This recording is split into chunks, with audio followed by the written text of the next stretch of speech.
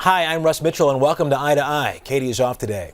From Daily Show correspondent to office boss and now action hero, Steve Carell has what they call range in the business, but he says it's just plain luck.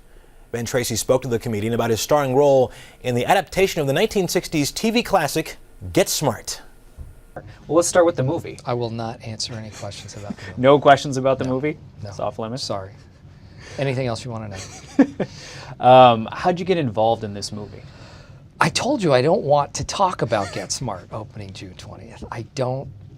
I'm not at liberty to say anything. How did I get, it was interesting how I got involved because I'd heard about it and I'd heard that Will Ferrell had been involved in some way, but I didn't know in what context. And then I got a call from Warner Brothers. Apparently Will was no longer attached to the movie, so I thought they were holding auditions. So I went over to Warner Brothers and I had my picture and resume, and I was ready to sit in the. It's a very typical sort of audition process. You sit in the outer room and they give you what are called sides, which are pieces of the script.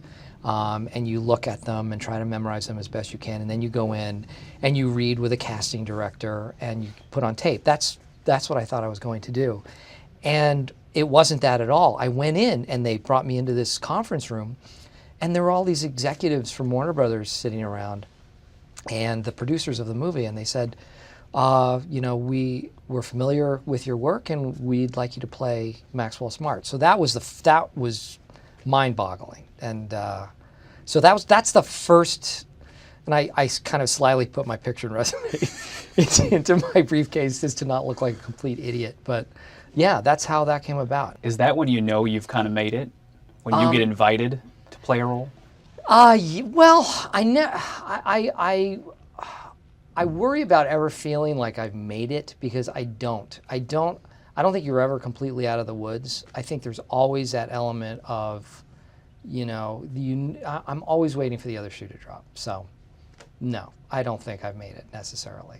Something could always go wrong. So you've been a leading man, obviously, before in movies. But what's it like? What's it like to be an action hero? Oh, well, it was my next logical progression to go from leading man to action hero. It's something that I always knew that I would do. I always knew I'd be a leading man. I mean, with this face and this physique, it sort of was a no-brainer. And the same applied to the whole action hero. It's so ridiculous. There were moments in this movie where I was hanging off of buses and airplanes and rappelling off of 50-foot buildings. There were times that I thought, what am I doing? How did this come to pass? How did I go from, say, playing Brick Tamlin in Anchorman to the guy, just hanging off of an airplane? So it's ridiculous. It's really ridiculous, but it's fun. I mean, obviously, it's something that I think anyone would enjoy doing. So it was great. That's what they call range in your business. No, that's what you call luck.